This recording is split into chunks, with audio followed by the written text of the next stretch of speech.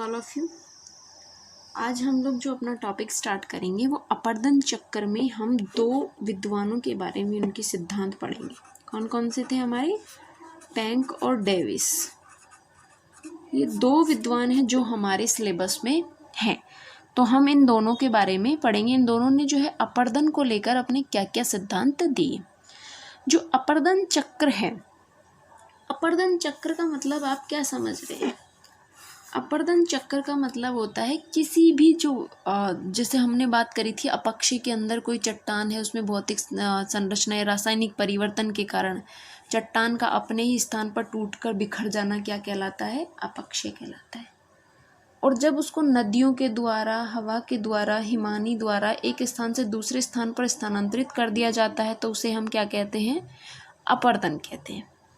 लेकिन बहुत दोनों जो विद्वान हैं ये क्या कहते हैं कि ये जो अपर्दन चक्र होता है ये एक प्रोसेस होता है। पहले इसमें उत्थान होगा, फिर इसमें अपर्दन चलता है।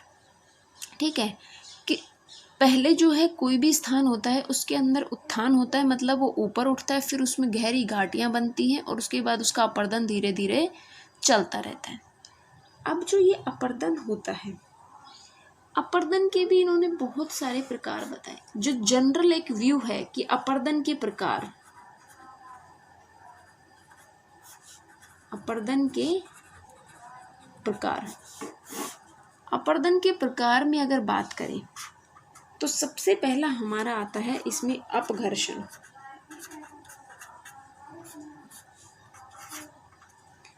अपर्दन के प्रकार में सबसे पहले आता है हमारा अपघर्षण। अपघर्षण क्या होता है? देखिए, जैसे मान लीजिए कि एक नदी है, अपना जल लेकर इधर प्रवाहित हो रही है। जब ये नदी प्रवाहित हो रही है तो इसके रास्ते में जो धरातल है, जो नीचे जो धरातल है और ये जो बहकर जा रही है, तो इसमें भी बहुत सारे कंकड़ पत्थर हैं। वो और जो कंकड़ पत्थर हैं वो इस धरातल के साथ जब घर्षण करते हैं तो उसको हम अपघर्षण के नाम से जानते हैं। तो उससे क्या होता है, जो कण होते हैं वो बहुत बारीक कणों में और बारीक कणों में के रूप में टूट जाते हैं। जैसे मान लीजिए, देखिए नदी है वो प्रवाहित हो रही है, जब प्रवाहित होती है, जब आगे चलती है तो अपने साथ बहुत सारा अवसाद लेकर जाती है, और जब अवसाद लेकर जाती है तो उस अवसाद में बहुत सारे कंकड़ पत्थर भी होते हैं। और क्योंकि नदी बह रही है तो बहते बहते जब जाती है तो जो पृथ्वी की जो सतह है उससे भी तो रगड़ करेगी ना। जो उसमें कंकड़ पत्थर है वो पृथ्वी की सतह से रगड़ करते हुए आगे चलेंगे। जब वो आगे रगड़ करते हुए चलते हैं तो वो जो कंकड़ पत्थर है वो और बारीक कणों में टूट जाते हैं। जब बहुत बारीक हो जाते हैं तो हम उसको कहते हैं अपघर्षण की क्रिया। ये किससे हुई? अपर्दन के द्वारा ये क्रिया हुई। इसी में अगर दूसरी क्रिया की बात अगर हम करें, दूसरी क्रिया की अगर हम बात करें तो वो है हमारा घोलीकरण।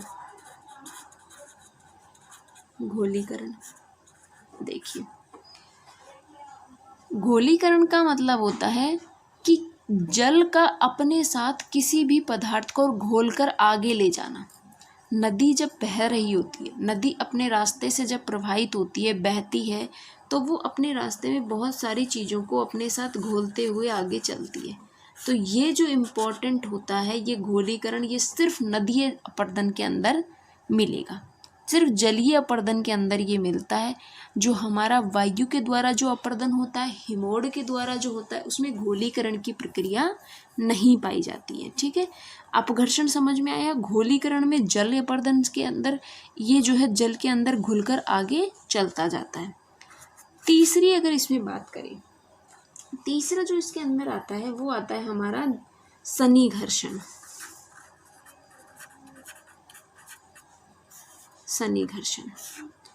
सन्निघर्षण में क्या होता है, जब नदी प्रवाहित होती है और जब उसके जो अवसाद हैं, जो कंकड़ पत्थर हैं उसके अंदर, वो आपस में ही एक दूसरे से रगड़ करते हुए टूट जाए तो वो सन्निघर्षण कहलाता है। जैसे देखिए, आप देखते होंगे कि दो पत्थर हैं और बहुत सारे टाइम तक वो एक दूसरे से रगड़ करते रहते हैं तो वो छोटे छोटे टुकड़ों में टूट जाता है। उसी प्रकार से जब नदी का जल प्रवाहित होता रहता है, या फिर जब अपर्दन, हम अपर्दन की बात कर रहे हैं, तो जब अपर्दन होता है, तो चाहे जलीय अपर्दन हो चाहे हवा का अपर्दन हो, जब दो कण आपस में टकराते हैं तो उनके अंदर जो टूट फूट होती है, जो उनका जो आकार जो परिवर्तित होता है, वो हमारा सन्निघर्षण कहलाता है। अपर्दन के प्रकार देख लिए। अपर्दन के प्रकार में एक अपघर्षण, गोलीकरण और सन्निघर्षण। अपघर्षण में क्या है, जब सतह के साथ रगड़ करते हुए चलते हैं और टुकड़ों में टूट जाते हैं तो वो अपघर्षण। गोलीकरण जलीय अपर्दन के द्वारा ही होता है, जिसमें जल के साथ घुलकर पदार्थ आगे बढ़ते हैं। और सन्निघर्षण में क्या हुआ कि जो पदार्थ हैं, जो तत्व हैं, जो कंकड़ पत्थर है, वो आपस में ही एक दूसरे से रगड़ करते हुए टूट जाते हैं, तो वो हमारा सन्निघर्षण कहलाता है।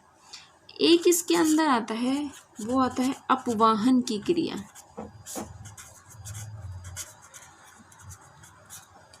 अपवाहन की क्रिया।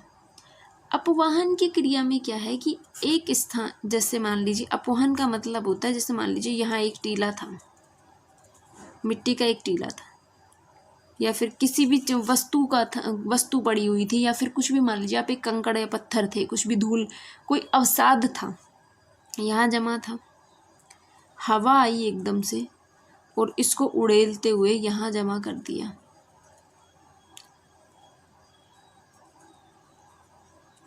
ये जो प्रोसेस है ये अपवहन कहलाता है। मतलब अपने साथ उड़ाकर एक स्थान से दूसरे स्थान पर स्थानांतरित कर देना क्या कहलाता है, अपवहन कहलाता है। ये प्रोसेस सिर्फ जो हमारा कौन सा वायु के द्वारा जो अपर्दन होता है, वायुड, जो वायु अपर्दन से ही ये पॉसिबल हो पाता है। जब वायु एक स्थान से किसी भी जो तत्व हैं उनको उठाकर दूसरे स्थान पर स्थानांतरित कर दे तो वो अपवहन की क्रिया कहलाती है। इतनी चीज़ में कोई दिक्कत हो आप लोगों को तो आप लोग पूछ लीजिए, ठीक है। अपर्दन के प्रकार हो गए हमारे। अब जो नेक्स्ट आता है हमारा, इसमें सबसे पहले डेविस का सिद्धांत आएगा। किसका? डेविस का सिद्धांत।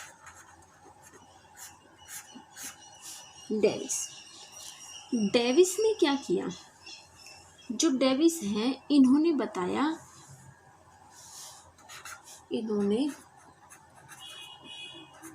त्रिकूट सिद्धांत दिया। समझेंगे हम अभी इस चीज को। और इन्होंने माना संरचना, प्रक्रम और अवस्था। डेविस कहता है, डेविस ने कहा कि जितने भी भू आकार बनते हैं, भू आकार जो होते हैं वो संरचना, प्रक्रम और अवस्था का सम्मिलित रूप होते हैं। संरचना जो स्ट्रक्चर बना हुआ है, जो संरचना पृथ्वी पर बनी हुई है वो संरचना। प्रक्रम मतलब कौन सी प्रक्रिया के माध्यम से उसका निर्माण हुआ वो। और अवस्था मतलब वो अभी नई बनी है, पुरानी है, कितनी पुरानी है, ये सारी चीज़ें उसकी एज को जो बताते हैं वो अवस्था। इन तीनों का जो सम्मिलित रूप होता है वो इन्होंने क्या कहा, वो इसका त्रिकूट सिद्धांत माना गया। ठीक है भाई। जो ये डेविस थे ये अमेरिकी विद्वान थे। कौन थे ये? अमेरिकी, यानी यूएसए के विद्वान रहे ये। इन्होंने क्या किया, अपर्दन चक्र की एक योजना बनाई। इन्होंने जो योजना बनाई उसके आधार पर इन्होंने अवस्थाएं बताई कुछ, कि जो नदी जो होती है वो किस प्रकार से अपना जल आगे लेकर चलती रहती है। ये कहते थे कि पहले इसके अंदर जो है क्या होगा, उत्थान होता है। उत्थान मतलब इसके अंदर जो है 3 अवस्थाएं मिलती हैं। कौन कौन सी 3 अवस्थाएं मिलेंगी? डेविस ने जो बताया, डेविस कहते थे कि मान लीजिए ये एक नदी है, इसके द्वारा जो क्षेत्र उठा यहाँ पर, सबसे पहले जो पृथ्वी है उसके ऊपर जो संरचना पाई जाती है उसमें सबसे पहले उत्थान होता है। जो ये उत्थान होता है, मान लीजिए किसी भी अपर्दन तो बाद की बात है ना, हमें कैसे पता चलेगा कि किस क्षेत्र का अपर्दन होना है? सबसे पहले किसी चीज़ का उत्थान भी होगा, पृथ्वी की सतह पर जो भाग ऊपर उठ जाता है वो मतलब उत्थान कहलाता है। उत्थान हुआ, उसके बाद में जो ऊंचा उठा हुआ भाग है ये बहुत सारी अवस्थाओं से गुजरता हुआ अब इसी के अंदर, तो क्योंकि नदी जो है वो पहाड़ों से निकलती है और फिर अब इसमें अपरदन करती हुई ये आगे आती है। जब इसमें उत्थान हो गया, अब उत्थान जब पूरा हो गया उसके बाद नदी के जल के द्वारा इसमें अपरदन शुरू होता है। ठीक, ऐसा डेविस मानते हैं। इन्होंने अपरदन की जो है 3 अवस्थाएं बताई। इन्होंने अपरदन की 3 अवस्थाएं बताई। 3 अवस्थाएं बताई, जैसे मनुष्य की जो अवस्थाएं होती हैं उसी प्रकार से इन्होंने अपरदन की भी 3 अवस्थाएं बताई। सबसे पहले युवावस्था, दूसरी हमारी प्रौढ़ावस्था, नेक्स्ट जो आती है हमारी वृद्धावस्था। इस प्रकार से 3 अवस्थाएं इसमें होती हैं। सबसे पहले इसमें क्या बताया इन्होंने कि जब उत्थान होगा और उत्थान के बाद जब अपरदन होगा, जो लास्ट में जो स्थलाकृति बनेगी वो पेनीप्लेन के नाम से जानी जाएगी। जो प्लेन मैदान जब बनेगा ये पूरे का अपरदन हो जाएगा, मतलब ये पूरा का पूरा जो है इसके साथ नदी के साथ कटाव हो जाएगा इसमें, और जब ये समतल मैदान के रूप में बन जाएगा तो उसको हम पेनीप्लेन कहेंगे। ये डेविस ने कहा कि जो ये लास्ट में जो ये मैदान बनेगा ये पेनीप्लेन कहा जाएगा इसको। और इसने कहा कि जो उत्थान होता है और जो अपरदन होता है वो एक साथ नहीं होता। पहले इसने कहा कि पूरा उत्थान होगा, पहले एक स्थान पूरा बनेगा, फिर उसके अंदर अपरदन स्टार्ट होगा, ये इन्होंने माना। फिर इन्होंने इसकी 3 अवस्थाएं बताई। पहली जो युवा अवस्था है उसमें ये कहते हैं कि इसमें सिर्फ उत्थान होता है, सिर्फ किसी जो भी स्थलाकृति बनती है, जो भी रूप होता है, स्थूल रूप होता है, उसके अंदर सबसे पहले उत्थान होगा। इसके अंदर उत्थान में क्या है, निरंतर ऊंचाई बढ़ती जाएगी। युवावस्था के अंदर सिर्फ इसमें उत्थान होगा और ये ऊपर उठता जाएगा। अभी इसके अंदर जो है वो ऊपर की साइड बढ़ रहा है, तो इसमें सिर्फ लंबवत कटाव हो रहा है, ऊपर जा रहा है ये, तो जो नदी के द्वारा जो कटाव हो रहा है वो यहीं कटाव हो रहा है। इस तरीके से अभी कटाव शुरू नहीं हुआ। युवा अवस्था में केवल उत्थान हो रहा है, अपरदन की क्रिया नहीं हो रही है। जैसे जैसे हम प्रौढ़ावस्था की तरफ इसमें जाएंगे, प्रौढ़ावस्था इसकी दूसरी अवस्था मानी जाती है और अब जो है इसका कटाव शुरू हो गया है। जब इसी क्षेत्र को यहाँ बनाया गया है, जब इस दूसरी अवस्था के अंदर इस वाले क्षेत्र का कटाव हो जाएगा तो ये ऊपर का भाग जो है इस तरीके से प्लेन हमें नजर आने लगेगा। इसमें जो ढाल है वो कम हो जाता है, और जो प्रथम अवस्था होती है युवा अवस्था, उसके अंदर ढाल अधिक होता है, दूसरी अवस्था में ढाल कम हो जाता है। और लंबवत कटाव जो होता है वो आंशिक रूप से कम होता जाता है, और जो क्षैतिज कटाव होता है वो हमारा इसमें बढ़ता जाता है। लंबवत मतलब लंबा, क्षैतिज मतलब इस तरीके से फैला हुआ, जो इस तरीके की जो संरचना है, मान लीजिए वो इस तरीके से कटाव हो रहा है यूं, तो वो हमारा क्षैतिजीय कटाव होता है। और जो ऊपर लंबवत होता है वो लंबाई के रूप में इसका विभाजन होता रहता है।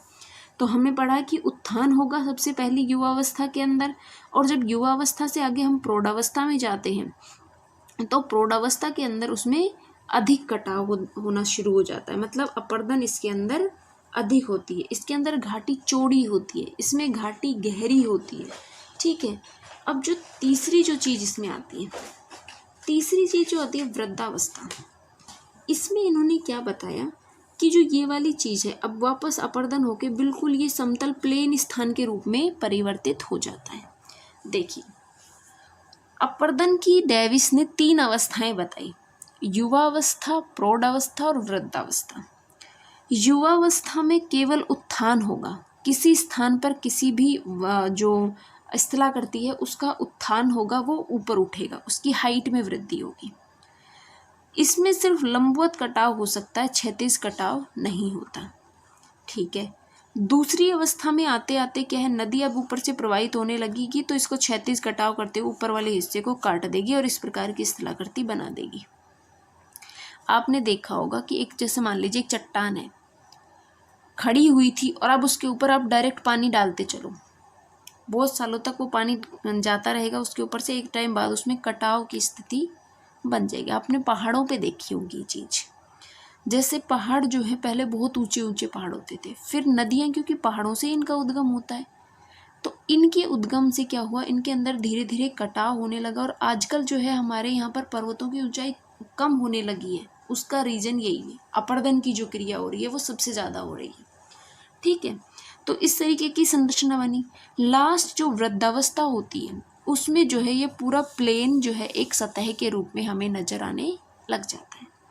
पूरा जो प्लेन क्षेत्र बनता है उसको हमने क्या कहा, पेनी प्लेन कहा। डेविस ने इसको पेनी प्लेन या फिर समतल प्राय मैदान के रूप में इसको पेनी प्लेन का निर्माण करती है नदियाँ, उसको इसने विभाजित किया। इतनी चीज़ समझ में आई। डेविस का सिद्धांत इतना था। डेविस यूएसए के एक विद्वान रहे। इन्होंने त्रिकूट सिद्धांत दिया। इन्होंने कहा कि संरचना, प्रक्रम और अवस्थाओं का सम्मिलित रूप जो है वो भू-आकृति का निर्माण करता है। फिर इन्होंने बताया कि अपरदन 3 अवस्थाओं में होता है, युवावस्था, प्रौढ़ावस्था और वृद्धावस्था।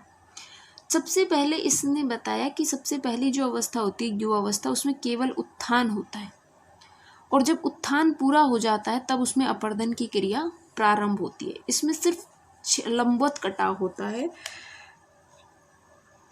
क्षैतिज कटाव की स्थिति इसमें नहीं पाई जाती।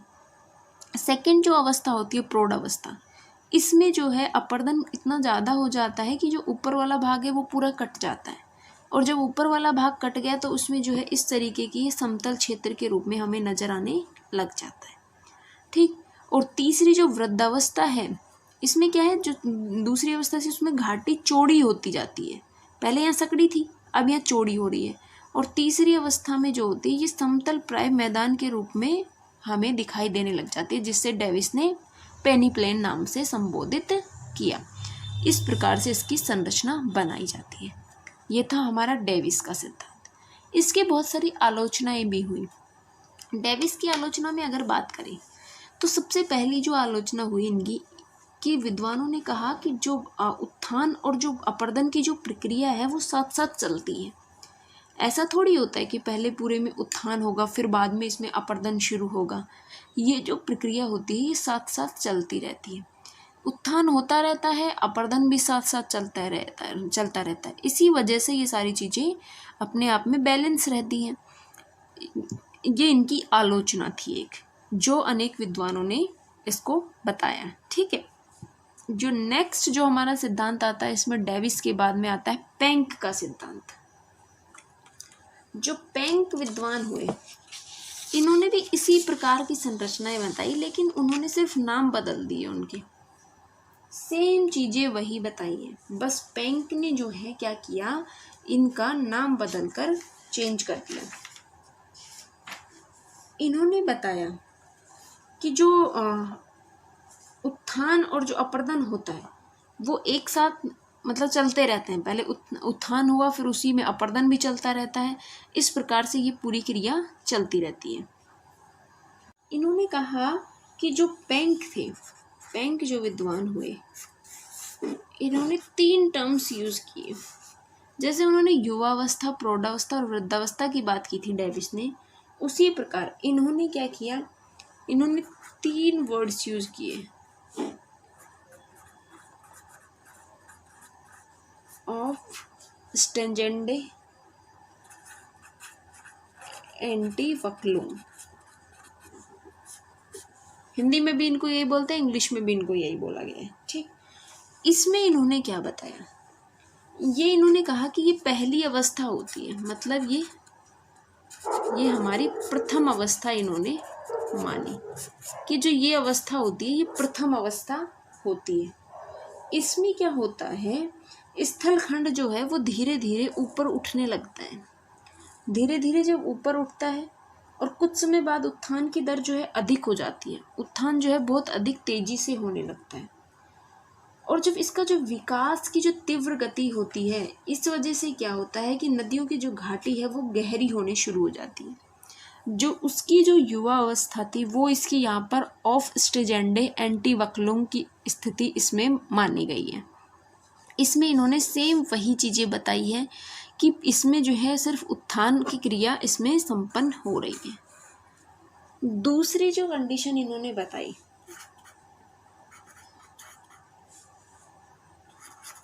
ग्लिफ फॉर्मिंग एंड एंटीवक्लूम, नाम में थोड़ा कंफ्यूजन है, इसको आपको रटना ही पड़ेगा। जैसे उन्होंने तो सिंपल कह दिया युवावस्था, प्रौढ़ावस्था और वृद्धावस्था, इन्होंने उन्हीं को नाम चेंज करके ऑफ स्टेजेंडे एंटीवक्लूम, गलिफ फार्मिंग एंटीवक्लूम, और उसके बाद में एक और आता है हमारा ऑब स्टेजेंडे एंटीवक्लूम। देखिए इन्होंने सेम वही चीजें जो उन्होंने युवावस्था में बताई वो ऑफ स्टेजेंडन में बता दी, कि प्रथम अवस्था में उत्थान हो रहा है, घाटी गहरी होती है, लंबवत अपर्दन होता है, वो सारी चीजें। फिर इन्होंने कहा ग्लिफ फार्मिंग एंटीवक्लूम, जो उनकी प्रौढ़ावस्था थी, घाटी जो है वो चौड़ी होना शुरू हो जाती है और इसके अंदर जो है अपर्दन की क्रिया अधिक होती है, ढाल जो है मंद हो जाता है इसके अंदर। ऑफ स्टेजेंडे में इसने उन्होंने जो वृद्धावस्था बताई थी, तो उन्होंने पेनी प्लेन बनाया था, लास्ट में मैदान बनाया था। ये भी ऑफ स्टेजेंडे वक्लूम के अंदर जो है लास्ट में मैदान बनाएंगे, जो इन्होंने क्या कहा, इंड्रम्प। ठीक है, उन्होंने जहां डेविस महोदय ने जहां पर क्या पेनी प्लेन या फिर समतल प्राय मैदान बनाया था, वहीं पैंक ने उस चीज को क्या नाम दिया, इंड्रम्प नाम दिया। जो समतल प्राय मैदान बना उसको इंड्रम्प नाम दे दिया गया। ठीक है, उसी के साथ इन्होंने एक चीज और बताई कि जब इस समतल प्राय मैदान के अंदर छोटी छोटी पहाड़ियों के रूप में हमें स्थलाकृतियां नजर आए, तो उन्होंने इसको क्या कहा, इंसेलबर्ग, कि जब वो इस क्षेत्र के अंदर जो इंड्रम्प है, जो समतल प्राय मैदान है, और डेविस की अगर सिद्धांत की बात करें तो उन्होंने पेनी प्लेन इसको नाम दिया, उसमें अगर छोटी छोटी पहाड़ियों के रूप में अवशिष्ट पहाड़ियां अगर मिलती हैं तो उनको इन्होंने इंसेलबर्ग का नाम दिया। इतनी चीज समझ में आई। पैंक और डेविस का ये सिद्धांत था। पैंक ने इसको क्या कहा, युवावस्था, प्रौढ़ावस्था, वृद्धावस्था। डेविस ने उसको 3 वो नाम दिए और पैंक ने इसको ये 3 थोड़े से हार्ड नाम दे दिए, कि चीज़ें सारी वही हैं, सेम, दोनों ने सेम अपर्दन प्रक्रिया बताई है, किस प्रकार से उत्थान होता है, कैसे कैसे कटाव होता जाता है, फिर आगे की तरफ ये प्रक्रिया चलती जाती है। इस प्रकार से जो इन्होंने ये जो अपना सिद्धांत प्रस्तुत किया, उसके आधार पर इन दोनों के अंदर तुलना भी की जाती है। जो हमारे पैंक विद्वान हुए और जो डेविस विद्वान हुए, इनके अंदर, दोनों के अंदर कुछ समानताएं भी हैं और कुछ विषमताएं भी हैं। देखिए हम लोग इनको के चलते हैं। देखिए डेविस की अगर बात करें, डेविस क्या थे, डेविस ने क्या बताया था कि जो भू संरचना है वो किसका रूप है, संरचना, प्रक्रम और अवस्था का प्रतिफल इसने माना था। ठीक, जो भू आकृतियां जो बनती है, जो भू दृश्य है हमारी पृथ्वी पर, वो संरचना, प्रक्रम और अवस्था का सम्मिलित रूप है। ये किसने माना, डेविस ने मान लिया। पैंक ने क्या माना था, जो भूदृश्य होता है वो कई अवस्थाओं का परिणाम होता है। मतलब उत्थान की जो दर है, जिस दर से उत्थान हो रहा है, वह अपर्दन की दर का प्रतिफल है। डेविस ने क्या कहा कि जो भूदृश्य है वो संरचना, प्रक्रम और अवस्था का प्रतिफल है। वही पैंक कहते हैं कि उत्थान की दर व जो अपर्दन की जो दर है उसका प्रतिफल क्या है, हमारा भूदृश्य माना गया। ये चीज इनके अंदर हो गई। अब अगर इनके अवस्थाओं की बात करें तो इन्होंने अवस्थाओं के 3 रूप माने थे। कौन कौन से, युवावस्था, प्रौढ़ावस्था। सारी चीजें लिखने की जरूरत नहीं है, आपको नोट्स में मिल जाएगी। ठीक है, और मैं भी सिर्फ आपको बताती हुई चलूंगी, इसमें मैं पूरा लिख नहीं रही हूँ। और इसके जो आपको PDF मिलती है उसको नोट्स आप लोग बना ही रहे होंगे। ठीक, तो उसमें आपको ये सारी चीजें मिल जाएंगी। इस चक्र में 3 अवस्थाएं डेविस ने बताई, युवावस्था, प्रौढ़ावस्था और वृद्धावस्था। और इन्होंने पेंक ने क्या बताया कि चक्र का प्रारंभ और अंत जो है 3 आकृतियों में इन्होंने बताया। इन्होंने अवस्थाएं बता दी, इन्होंने 3 आकृतियां बताई जो हमने पहले नाम इनके डिस्कस कर लिए, जो युवावस्था, प्रौढ़ावस्था, वृद्धावस्था बताई। इन्होंने जो है ऑफ स्टिजेंडे एंटीवक्लुम, ग्लिफॉर्मिंग एंटीवक्लुम और ऑफ स्टिजेंडे एंटीवक्लुम के रूप में बताया। हो गए दोनों के अंदर। इसमें क्या बताया डेविस ने, क्या कहा कि जो प्रथम अवस्था होती है उसमें अपर्दन नहीं होता। प्रथम अवस्था में अपर्दन नहीं होता। वहीं पेंक कहते हैं कि जो हमारा अपर्दन की जो प्रक्रिया है वो सभी अवस्थाओं में होती रहती है। मतलब शुरू में उत्थान भी होता है, मतलब सभी अवस्थाओं